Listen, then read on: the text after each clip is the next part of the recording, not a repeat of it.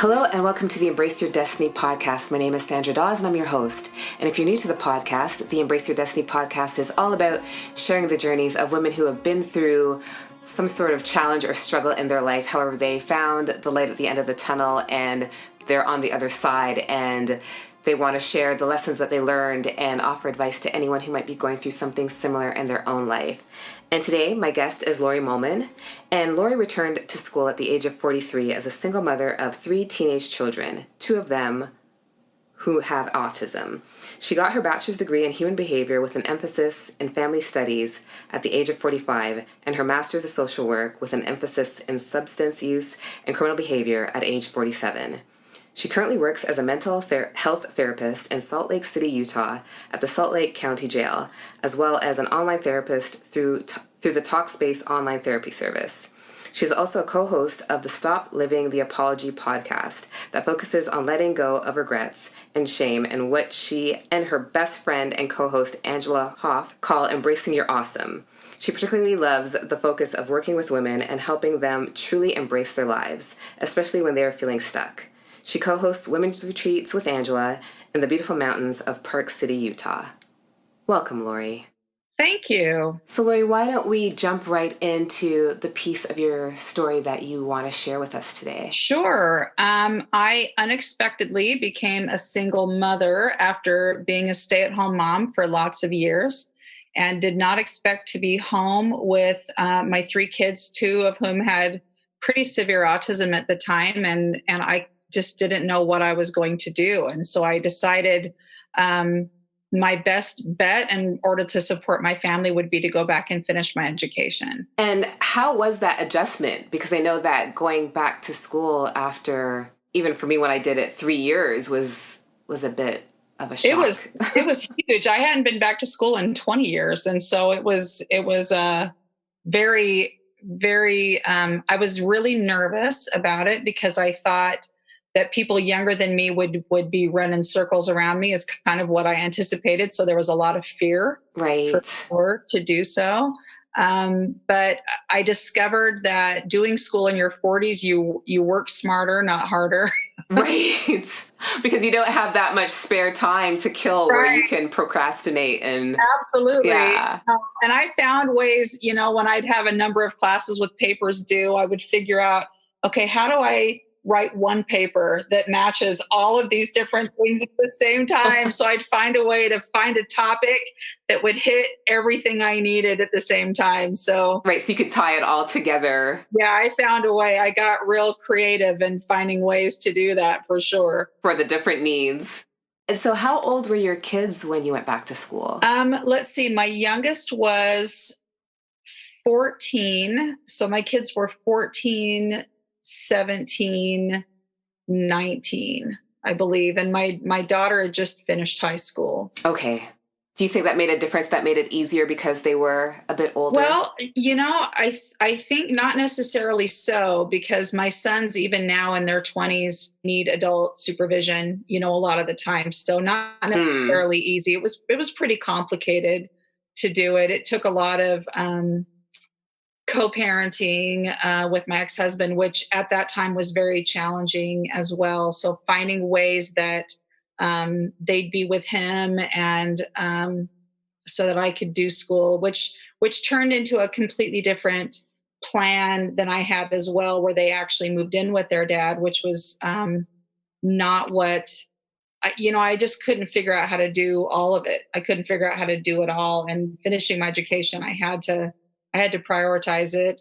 So it was really difficult decisions to be made at that time for me, and difficult for him as well. Right. Yeah, very challenging time. I think the most difficult thing was just changing from having been home with my children since they were all born, to suddenly sort of being an empty nester all of a sudden, which was very unexpected to me. And I think that maybe was even more difficult than school, was suddenly having no children at home during the week, and they would come home on weekends. And for me to come home to a quiet house was real strange, for sure. Right. Yeah. And I guess any kind of change is challenging, right? Oh, definitely. Definitely. And kind of going from, 1 year, my life looked a certain way to the next year, my life looked a completely different, way, where I was in school full time. I was doing an internship fairly quickly and I was working part time. So it was basically, had school was like a full time job. My job was a part time job. My internship was a part time job. Then the kids would come home on weekends when I would do homework, and then the kids were a full-time job. So it was not a lot of sleep, a lot of anxiety for sure. I questioned the wisdom of it. A lot of times I questioned, what the hell am I doing? Why am I thinking this is a smart idea? I don't know. But I pushed through. I just pushed through. Do you feel like in that whole experience and with, feeling like you have no real time to yourself, that you've still found time to redefine yourself? Because really that whole process. Oh, the whole thing redefined me. I went from loving being a stay-at-home mom to discovering I really loved being a working mom. And that came as a surprise to me as well, as I suddenly saw myself as a working mom, which I had anticipated maybe doing that later on in my life, not as soon as I did it. I thought I'd be doing it, a few years down the road, maybe. But I didn't picture it happening at that particular time. I figured I'd get all my children raised and then I would do it. But when you were a total empty nester and had the time. Yeah, exactly. When all my time was my own, I anticipated that's what I would do, but I figured I'd still be married at that time as well. And so I did not anticipate, all the changes that came to my life when they came to my life. But it was a good redefinition of me. I think it grew me. It grew me a lot. I think it grew my spirit a lot. And do you think that going back to school helped you with your kids at home, especially with the two that are autistic? Yeah, I think so. I think that because my education, my bachelor's degree was in human behavior. And so, of course, there were opportunities to study disabilities, studying the difference in sort of human development, which my children are, they're just developmentally delayed. And so they're just like younger. They're emotionally younger than they physically are. And so I was able to study a lot more about their disability than I already knew.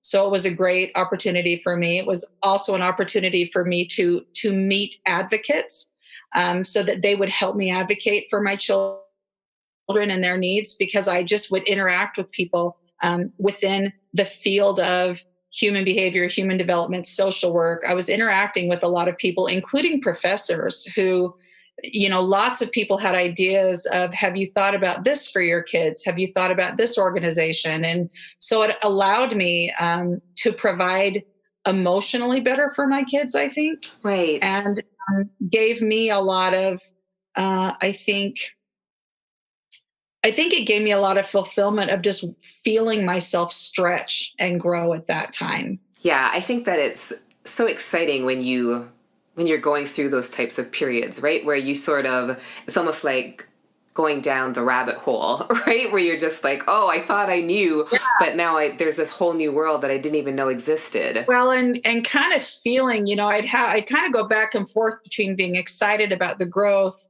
and flipping into, man, I didn't sign up for this. I would go back and forth between, this is a great thing, to this is a terrible thing. What am I doing? So, right. The growth, which is kind of that push me, pull you experience of growth, where it's so uncomfortable, but so exciting. I think it's energizing to grow. Yeah. And so I kind of would go back and forth between, I love that I'm doing this and I hate that I'm doing this. Right. Well, that's the thing, right? Because we think we know what we want, but it doesn't always come packaged the way we expect it to. Oh, yeah. Life went a whole different direction than what I had anticipated, which life does, I think, for everybody. That was a time when my life was definitely going a different direction than I had intended for it to go. When I was younger, much younger, you would hear adults talk about, you plan and God laughs, and you just think that that's a weird thing for somebody to say. Right. And then you get to a point in your life where you're like, okay, I get it. Because right. And then that minute when you go, oh, I see where this phrase came from and why it's still being used. Yeah, exactly. Why adults are still using this phrase, because we all have that experience. Absolutely. Laurie, what would you say is the biggest lesson that you've learned in this experience? I think that life is not going to go the way that I have, the way I intended it for it to go. Maybe was not the way I was going to grow. And so me having it kind of, I think about all of us in our 20s, and we have it kind of lined up. It's going to go like this, know, my adulthood is going to go like this. My life is going to look like this. I thought I was going to be, I grew up in a very traditional family, and I really wanted to be a stay-at-home mom, and I thought I'd have 6 children. I mean, I had this vision of what it was going to be. I certainly did not intend or anticipate having children with disabilities, especially not having 2 of them. I did not intend to be divorced or anticipate any of that. But I think that life took me on the path I could go on to grow the way I needed to grow. And so I think that the greatest lesson I learned is that life will grow us. We'll go to it gently, or we won't go to it gently, but life is going to grow us. And I had to trust that life was growing me. I had to trust that life was growing me, that God was growing me, that there was a plan to, my life, that it wasn't going the way I expected it to, but that didn't mean it was going wrong, I think, is what I had to finally come to. Yeah, I think that's a big one, right? To know that just because it's not going the way you want it to doesn't mean that it's going in a bad way, that it could all end up taking you to something really amazing. Yes. And I went from really fighting that, kind of fighting my way through that, to trusting.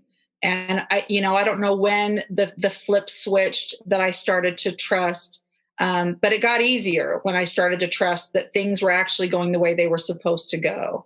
And I think that's what I gained the most from that. And that is now, when life feels like it's going in a way that I'm not anticipating, I'm more quick to trust, and I'm less apt to necessarily fight it. I just figure out how I can grow through it. Yeah. I used to I still refer to myself when I go to networking events as a recovering control freak and excuse maker. And, when I think about the concept of surrender, I never used to think that surrender was something that you could view in a positive way, right? Because surrender means giving up and giving in. Yeah. But I've learned that you can't control everything, right? As much as you might try to, it's just sort of a futile battle, right? So, and learning to release the grip. I have tried to have such a tight grip on everything, and I still have those moments of trying to have a really tight grip on everything, and learning to release the grip and trust that things are okay, even though I don't see every step along the path. It doesn't mean that I'm going the wrong way. Yeah. I feel like, as I learn to let go, when I do let go, it's such a weight lifted, though, right? Like, this whole holding on so tight and trying to control everything is exhausting. Oh, yeah. So feeling like you're holding your breath all the time. Yeah, exactly. So just being able to surrender and be able to know what you want and focus on that, and not be so focused on how it's going to unfold, because that's going to reveal itself as you take action and remain committed to that end goal, but that you don't have to always know every process or every step that's going to get you there. Well, and sometimes the only step you see is the one directly in front of you, right? And you don't see the next 5 years down the road. Because when people ask me, what's your 5-year plan? What's your 10-year plan? Those kind of questions used to sort of stump me. I don't know. And now it's like, I kind of make a well, here's where, if things continue on this trajectory, maybe in 5 years I'll be in this place, and in 10 years I'll be in this place. But I also allow life to do what it's going to do. And, obviously we don't control all the details of life, including all the lives around us. We don't control all of that. And which was kind of my experience with, winding up divorced, was I just could not control all the pieces of the puzzle. I only controlled my own piece. Right. So even that felt like that everything is going horribly wrong, when it did not turn out to be that way. It just turned out to be, I was allowed to grow in this particular direction. And I think he was allowed to grow in his particular direction. And because we both grew, then the kids grew, and everything turned out all right. So I think my biggest takeaway from all of it is that things do turn out all right, just usually different than we expected them to. Yeah, I would agree with that. Laurie, out of curiosity, what made you decide to go back to school when you did? My parents were teachers, and my brother and my sister-in-law were teachers. And so education was always a big deal in my family. And my mom got her master's degree when she was 53. And so I had a great example from my mom of, you can always go back to school. Right. It's never too late. Yeah. And I was really lucky in that when I said, I think I'll go back to school, I had a whole lot of people have my back on that and say, yeah, you should totally do that. That's a great idea. And I had, which I think a lot of people would not get that kind of support. A lot of people would not have family, saying, that's a great idea. We'll have your back. How can we help you? Which is what I was lucky enough to have, was a lot of people. I had 4 brothers and their wives, and, my parents, that all thought it was a great idea. Super supportive. Yeah, I think having a positive support system is such a big deal, because if you had, this idea of going back to school and we're surrounded by people who, were like, are you crazy? And who's going to take care of the kids? And how are you going to make how are you going to make ends meet and all this other stuff, that they could have negatively impacted your vision to go back to school. Yeah. Well, and I definitely talked about it, especially to my mom. And I remember saying, I won't even get my bachelor's degree till I'm 45 and my master's until I'm 47. And she said, you'll just be a baby. I didn't get mine till I was 53. She kind of like put it back into perspective for me, like, you're not going to be that old. And she said, you're going to turn 47 anyway. Well, that's the thing, right? The time is going to go by regardless of what you do with it. Right. Yeah.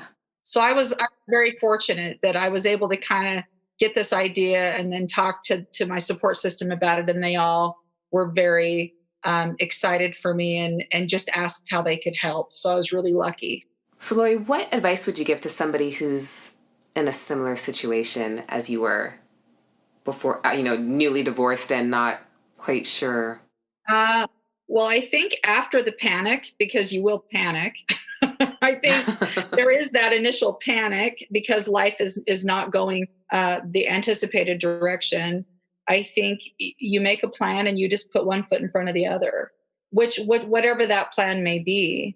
But I think you find the people that are going to be supportive of you, that are going to be encouraging of you on your journey, because I think there's enough negativity in the world that we don't want to surround ourselves with that as well. So I kind of found those people, both my family, and I found really good friends, especially at school. I met some really good friends at school that were all going on the same journey as me. I met some ladies at school that were also in their 40s that were doing exactly what I was doing. We kind of found each other in classes, Yeah. And it was good to have other people that were going through what I was going through, but also to be open to people whose lives were far different than mine. I got to know a lot of people in their 20s that were great, that are still good friends of mine. And so knowing that it's not too late to change, for sure, to not let fear dominate what you do, that was a good thing to learn from it, I think. And I learned to trust my ability.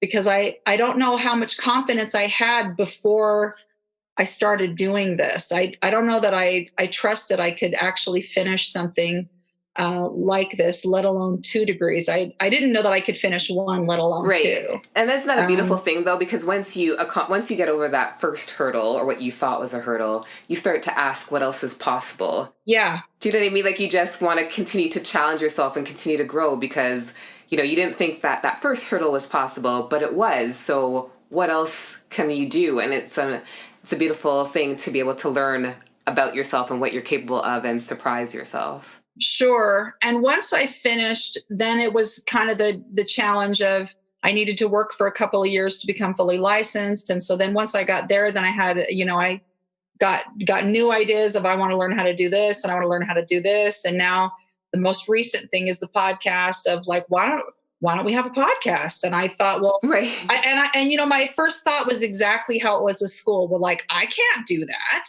I had kind of this initial reaction to it, but at the same time, I pushed past fear, because I've learned how to push past fear, and just thought, well, it doesn't hurt to try something. Even if you don't know exactly what that's going to look like, you might as well try it. And I think because of these other experiences, I was willing to try something that seemed crazy. I mean, because school seemed crazy to me, and podcasts seemed crazy. Why don't I try that? Right. What's the worst that could happen?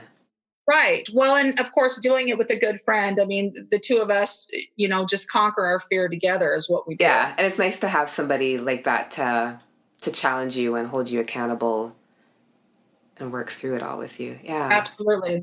Absolutely. Yeah. Laurie, any last thoughts that you want to share with the listeners before we wrap up? I think that if you are in a situation that's unexpected, especially, I think the end of a marriage is, even if you see it coming from 10 miles away, which oftentimes we do, I think that life's not going to be over.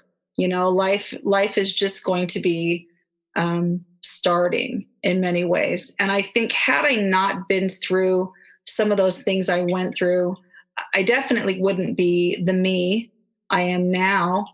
And I look at it now, and I think, because of what I've been through, I can encourage other women to meet these challenges head on. And I'm thankful for that. I'm thankful that what I've been through is not a waste. It was worth going through to support other women going through it.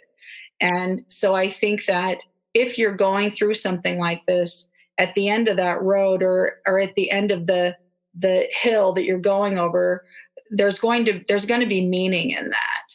And I didn't believe there'd be meaning in it. I just was trying to get through it. And now I see that there's meaning in it. And I hope that anybody who'd be going through something similar will know that there's meaning at the end. Yeah. And I think that, when you're going through that stuff, it's hard. But I think that when you can share your experiences with others, I think it's far more meaningful than, just saying, well, I read in a book somewhere that this is, how people should deal with that kind of stuff. But to actually talk from your own experiences and talk about what worked for you and make those suggestions from your own personal experience, as opposed to just simply theoretical, makes a big difference. Right. Well, and yeah, I mean, you can read it in a textbook, or you can read it in a book, and it's all in theory. And I think your own journey and your own fighting your own war gives you something. And I think that I just am able to look back on it and think none of that was wasted.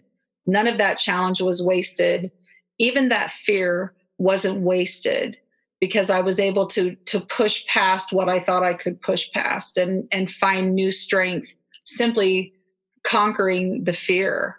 I think is helped me be far less fearful now. And so that to me was none of it was wasted. Yeah, I'm a believer that everything happens for a reason, and I actually even did a whole talk on it last year.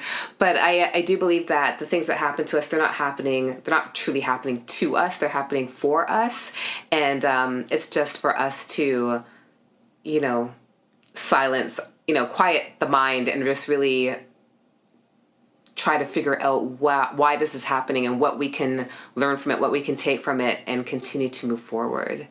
Right. Agreed. What can I take from this, and how I continue to see it is, how can I grow, and how am I growing, and how is life growing me, and what's the opportunity in this for me? Yeah. And I think that when you can program yourself to think in that way, as opposed to think about, why me, that it makes a huge difference, because it empowers you no matter what you're going through, because you know that there's something positive that you can take from that experience.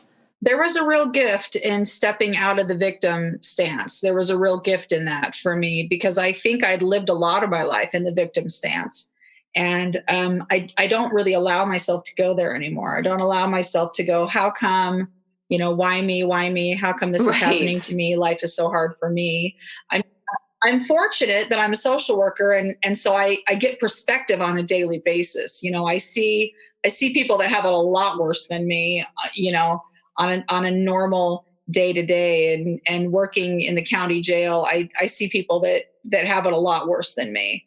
And so it's all those things are opportunity to, even the opportunity to get out of a victim mindset, that in itself is a gift, and helping encourage other people to embrace, as you say, their destiny. You have to get out of victim stance to embrace your destiny. And I think that I know that I'm very familiar with the victim mentality, but once you let go of that, once you stop, this whole why me thing, and you can realize that everything did happen for a reason, and start to focus on what you can take from those experiences and what you can learn from it and how you can do better in the future, that it definitely shifts things. And I think that it also serves as a reminder to just be grateful, like even in the smallest, even on your worst day, that there's always something to be thankful for. And I think you're obviously getting that on a daily basis, like you said, because of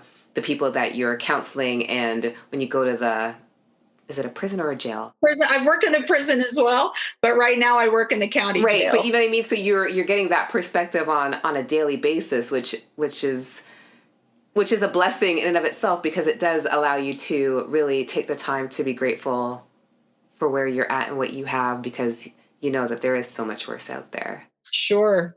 And recognizing, that I recognize the blessings of my own life, that I was fortunate to have support in my life. I was fortunate to have people with education in my life. I was fortunate to have so many of those blessings. And so I think that there's responsibility that comes with those blessings and helping other people. Yeah, absolutely. That whole, giving back and, lifting up others, right? Because a rising tide lifts all boats. Isn't that what they say? Absolutely. And it also reminds me of T.D. Jakes' quote that I probably say all the time, which talks about greatness is contagious. And I love that, right? Because a lot of times when you're doing well, I know, and for me in the past, when something really exciting is happening, I've often thought, I shouldn't share it with certain people because I don't want to seem like I'm bragging. But when you realize that when other people are doing amazing things in their life, it sort of inspires you and motivates you to see what you can do, because if they can do amazing things, then you want to, step your own game up, that you realize that there's nothing wrong with celebrating your successes and shouting it from the rooftops, because somebody out there might want to hear that and needs to hear that, so that they can be motivated or inspired by it as well. Yeah, we can all lift each other up. We absolutely can all do that. Laurie, thank you so much for sharing your story and your experiences. For the listeners, if you want to learn more about Laurie, you can check in the show notes, and we'll have links to her social media accounts as well as her website, so you can learn more about her and what she does. Laurie, thank you so much for your time. Thank you for having me. I've loved it. Thanks. All right, guys, have an awesome day, a fantastic week, and we will see you soon.